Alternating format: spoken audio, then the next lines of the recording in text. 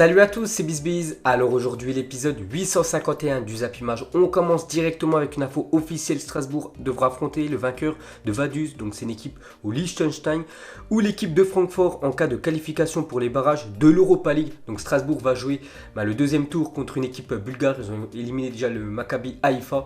Donc deuxième tour contre les Bulgares. S'ils gagnent cette double confrontation contre les Bulgares, ils vont jouer soit contre une équipe du Liechtenstein, donc Vaduz que je connais pas du tout, soit contre Francfort qui est quand même arrivé l'année dernière en demi-finale de l'Europa League.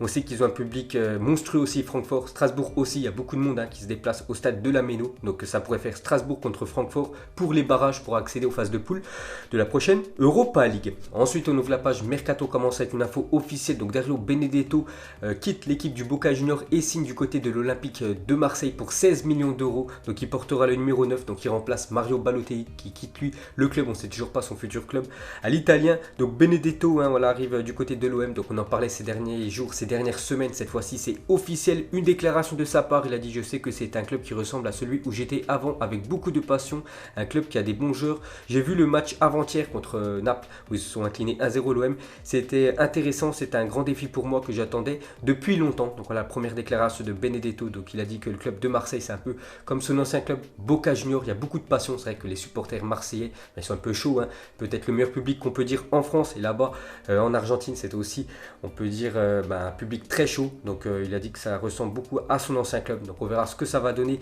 dans les futures semaines, la nouvelle recrue de l'OM. Et pour finir avec lui, il a dit: je ne serai peut-être pas présent lors du premier match de Ligue 1, donc c'est ce week-end, mais ensuite je serai sûrement là si le coach compte sur moi. Donc voilà les gars, il sera certainement pas là ce week-end, ça sera pour la deuxième journée de Ligue 1. Ensuite on continue avec un autre transfert, donc il n'est pas officiel mais il pourrait être officiel dans la journée. Donc c'est Laurent Koscielny qui va signer avec l'équipe des Girondins de Bordeaux. Donc il passera aujourd'hui sa visite médicale avec Bordeaux, qui sont parvenus à trouver un accord avec Arsenal hier, donc lundi.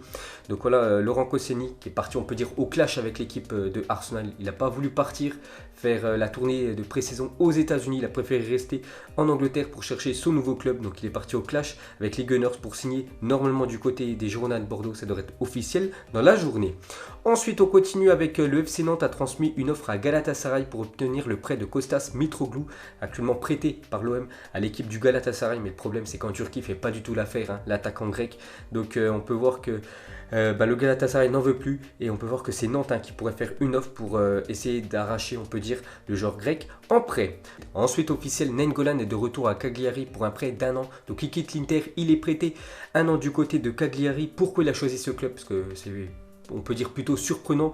Donc c'est un choix quand même par défaut, parce qu'en fait sa femme est atteinte d'un cancer et elle se fait soigner dans l'hôpital de Cagliari. Donc lui bien sûr il suit sa femme, ce qui est totalement logique, je comprends à 100% son choix. Donc c'est pour ça qu'il est prêté 1 an du côté de Cagliari. Ensuite on va parler de la grosse info de la journée. Donc on en parlait ces derniers jours, cette fois-ci c'est officiel. Harry Maguire signe à Manchester United et devient le défenseur le plus cher au monde.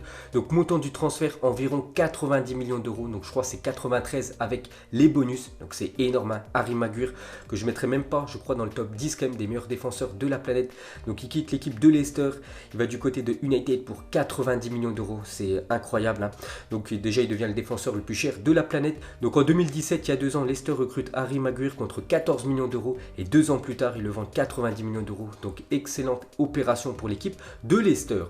Ensuite, ils sont 5 à avoir intégré le top 10 des défenseurs les plus chers de l'histoire cet été. Donc regardez le top 10. Et on peut voir que les joueurs qui sont, on peut dire, en jaune, en fait, c'est des transferts qui sont faits pendant ce mercato 2019. Donc Maguire, De Ligt, Hernandez, Wan-Bissaka et Militao. Donc ils intègrent quand même ces 5 joueurs-là le top 10 des défenseurs les plus chers de la planète. C'est pour vous dire vraiment que le montant des marchés des transferts maintenant ça explose. Et regardez Harry Maguire qui passe quand même devant Matthijs De Ligt et Virgil van Dijk maintenant en 3e position.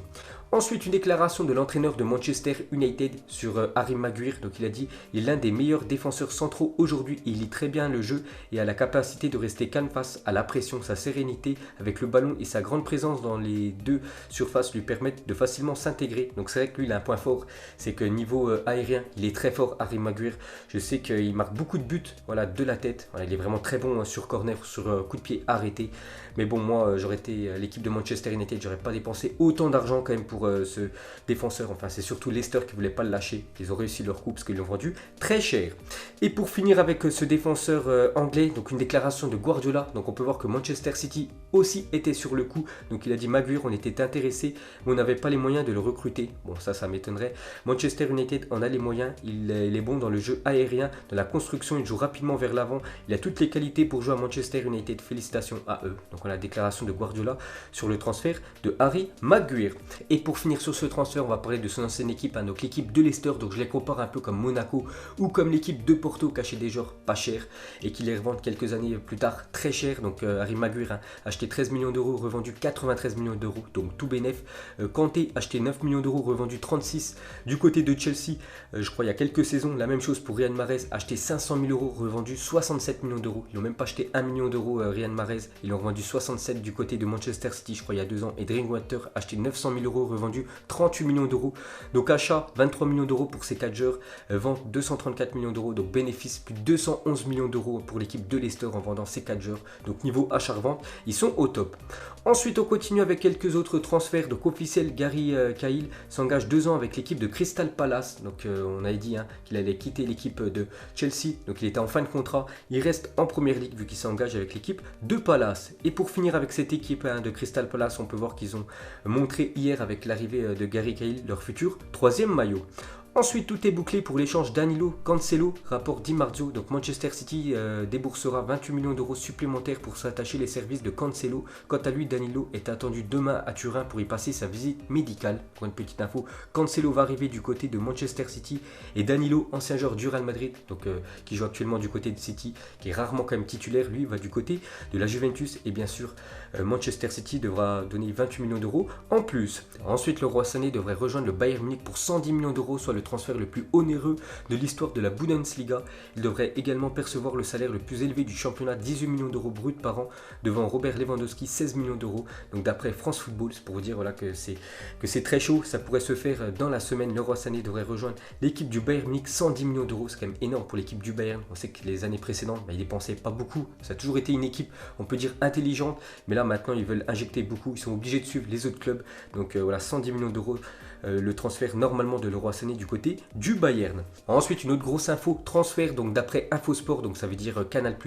Donc le Paris Saint-Germain aurait formulé une offre de 60 millions d'euros à la Juventus pour Dybala. Donc Dybala déjà qui devait aller du côté de United, en fait c'est mort le transfert parce qu'il demande un trop gros salaire du côté de l'Angleterre. Donc Manchester qui viennent d'acheter Harry Maguire, ils peuvent pas se permettre de donner encore un énorme salaire, donc c'est pour ça que c'est mort.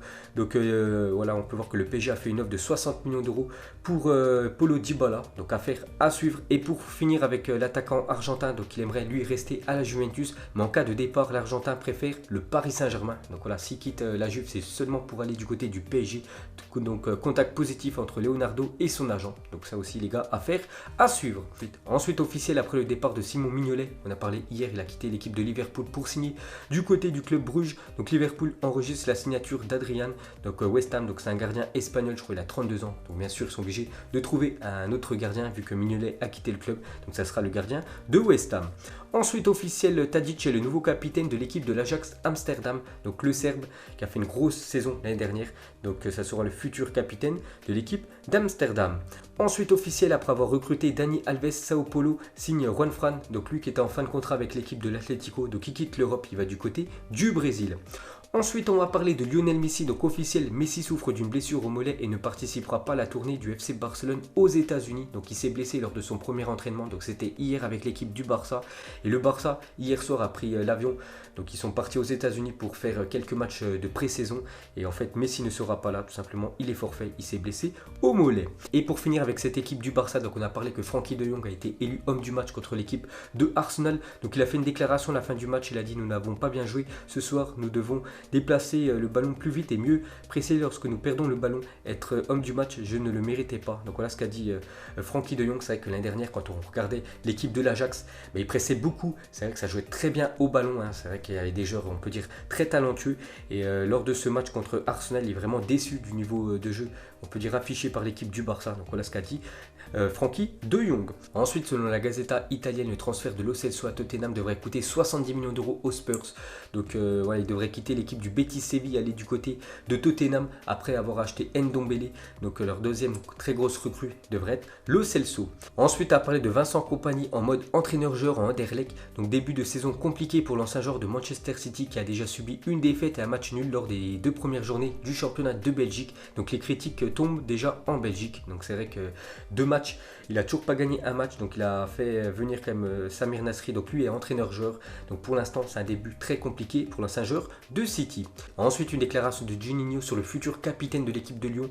Donc Silvinho décidera vendredi qui sera le capitaine. Il ne me l'a pas dit encore, on verra à Monaco, parce que première journée du championnat, c'est vendredi les gars, ça sera Monaco qui reçoit l'équipe de Lyon.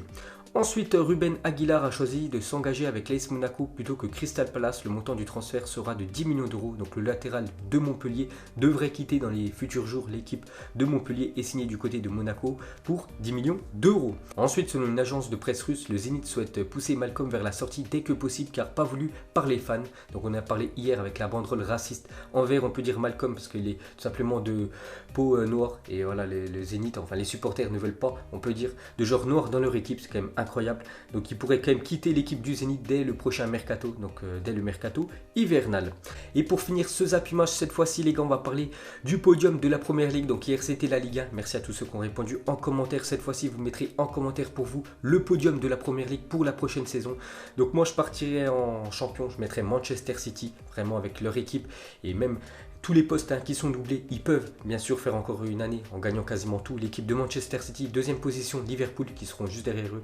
Donc ça va encore se jouer, on peut dire, entre ces deux clubs-là. Et en troisième position, je mettrai peut-être une surprise, je mettrai l'équipe de Arsenal qui m'a bien plu pour l'instant sur ce mercato avec des arrivées comme Ceballos et aussi Nicolas Pepe. Donc je les vois troisième de la Première Ligue pour la prochaine saison. Donc voilà les gars, la fin du Zappy Match 851. Donc si ça vous a plu, un petit like et je vous ferai l'épisode 852 demain. Donc moi je vous laisse et je vous dis à la prochaine comme d'habitude. Ciao à tous.